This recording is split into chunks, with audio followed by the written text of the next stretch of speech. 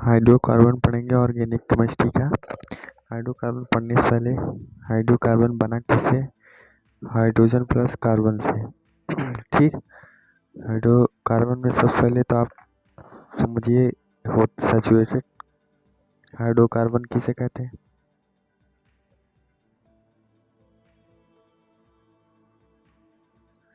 Saturated. Saturated hydrocarbon जिसमें single bond present हो। Okay. दूसरा double bond, singly bond present हो। तीसरा पाई बाय प्रेजेंट हो। ठीक, पाई बाय प्रेजेंट हो। उसके बाद जानने से पहले ये जानिए कि अनसैचुरेटेड हाइड्रोकार्बन किसे कहते हैं?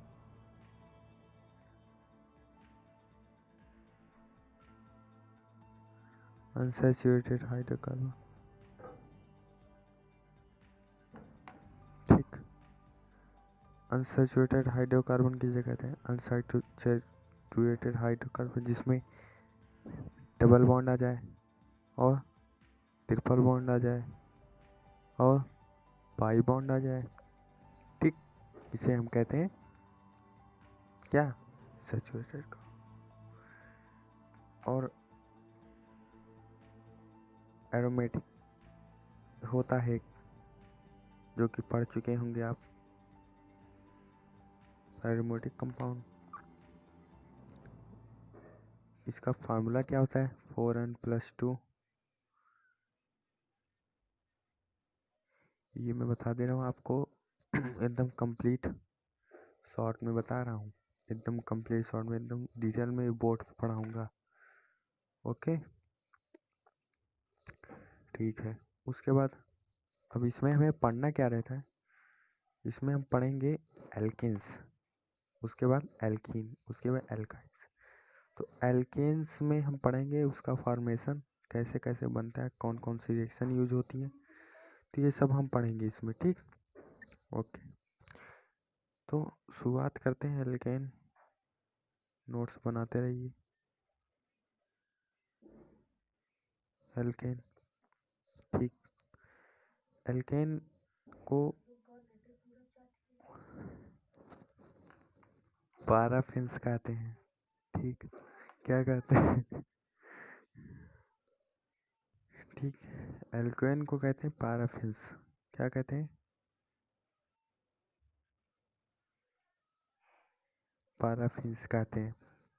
क्यों कहते हैं? क्योंकि इसकी लिटिल एफिनिटी होती है, कम समय के लिए रहता है। लिटिल एफिनिटी मतलब ये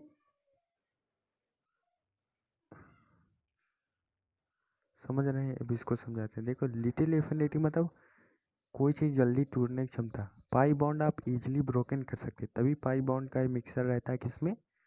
एलपीजी में, क्योंकि वो फ्लेम दे देता है। डबल बॉन्ड और ट्रिपल बॉन्ड को तोड़ना बड़ा मुश्किल है, इसलिए क्योंकि डबल बॉन्ड भाई जितने बॉन्ड उतने ही स्टेबिलिटी, कंपाउंड की जितने बॉन्ड उतनी स्टेबिलिटी, ये आपने पढ़ा होगा। ठीक, ओके। तो अब हम पढ़ते हैं क्या उसके बाद? होमोलिजियस सीरीज क्या होता है ये भी समझ लीजिए पहले।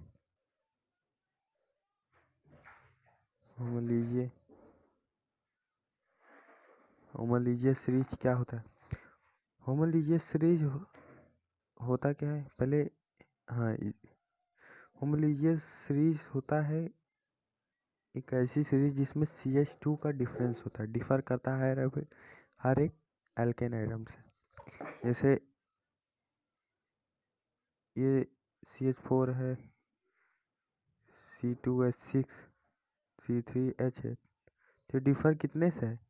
इनके बीच में कितना वो है डिफरेंस? CH2।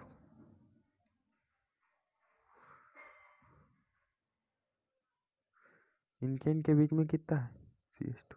ठीक, ओके। हो AMU में देखा जाए एटॉमिक मास यूनिट में तो 14 MA। आप कैलकुलेट कर लीजिए, से बढ़ेगा। ठीक, एकदम एक एक चीज बता रहा हूँ, समझ गए। चलो 14 Me मतलब कार्बन का 12 4 कितना हुआ? कार्बन का मास कितना है? 12, और हाइड्रोजन का मास 1, और 2 हाइड्रोजन है तो 2, 14 AMU। ओके, कंप्लीट है, कोई दिक्कत? नो। ओके, नोमेनक्लेचर पढ़ा ही होगा, नोमेनक्लेचर 10th में भी पढ़ा होगा। नोमेनक्लेचर वेरी वेरी इंपॉर्टेंट है, ठीक। आइसोमेरिज्म पढ़ा होगा, आइसोमेरिज्म में बता दे रहा हूँ, थोड़ा डिटेल नहीं बताऊंगा फिर भी। आइसोमेरिज्म 2 तरह के होते हैं, पोजीशन, चेन, ठीक। 2 आइसोमेरिज्म पढ़ा होगा। चेन का बता देते हैं, जैसे चेन फॉर्म में जो रहते हैं CH2 CH2, ठीक। ऐसे पोजीशन का जो पोजीशन फिट की जाती है जो आइसोमेरिज्म में, उसके बाद पढ़ लीजिएगा, पढ़ के ही आइएगा ये सब।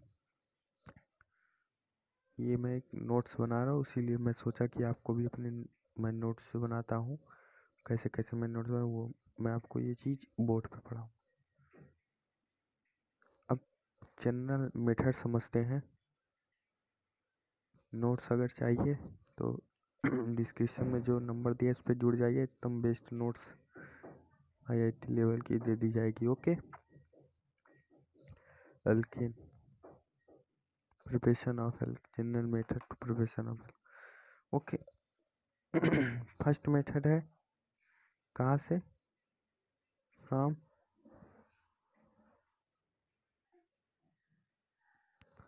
अनसैचुरेटेड हाइड्रोकार्बन से। ये भी बड़ा सिंपल है, पढ़ा ही होगा 10th में, नहीं पढ़ा देखिए। फ्रॉम कहाँ से, एल्कीन एस एल्काइन से।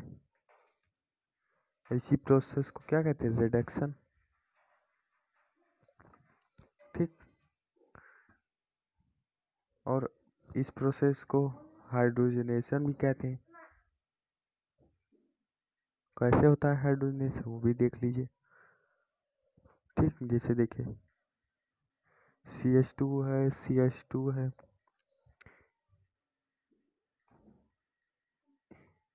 H2, इसमें एडिशन कर देते हैं। एडिशन ऑफ H2 जो होता है उसी को कहते हैं हाइड्रोजनेशन। उसके बाद CH3,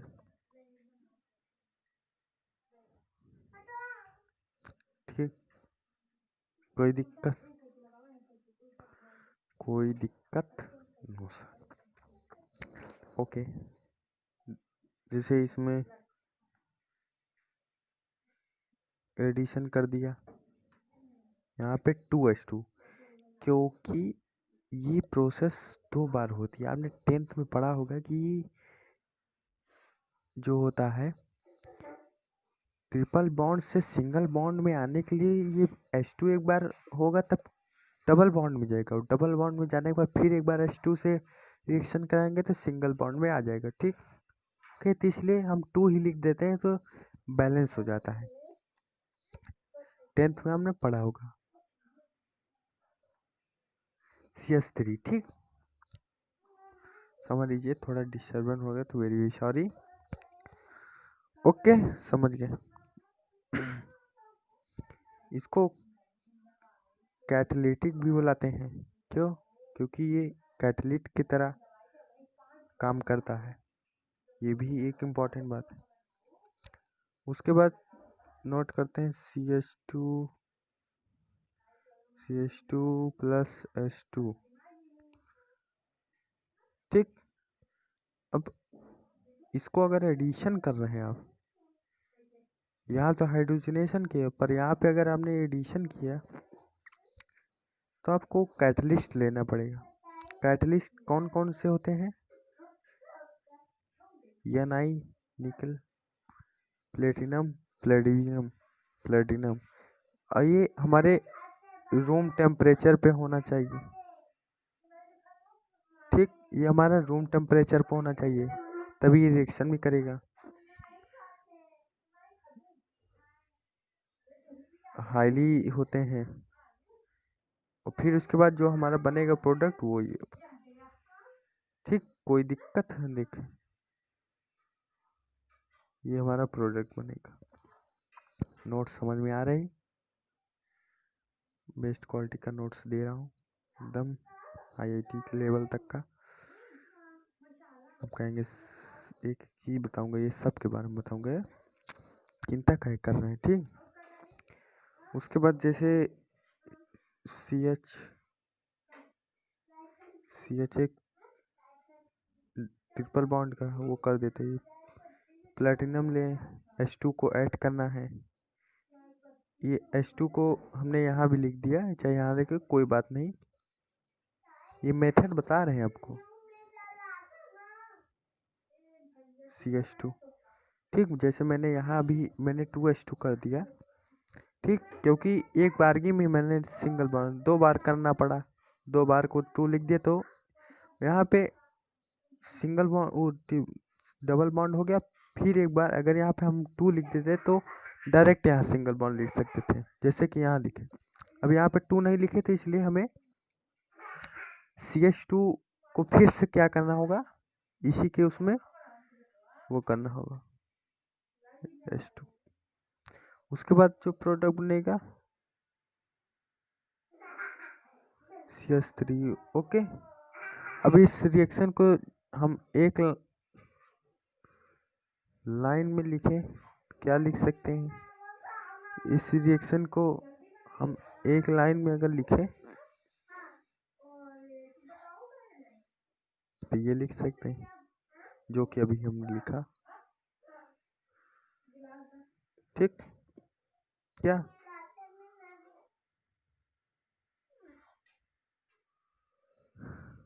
ओके, समझ रहे हैं?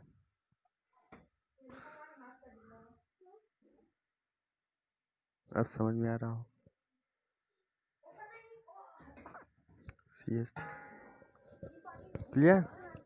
क्लियर है? समझ लीजिए पूरा जितना लिखा है। तो मैं चलता हूँ अगले तो।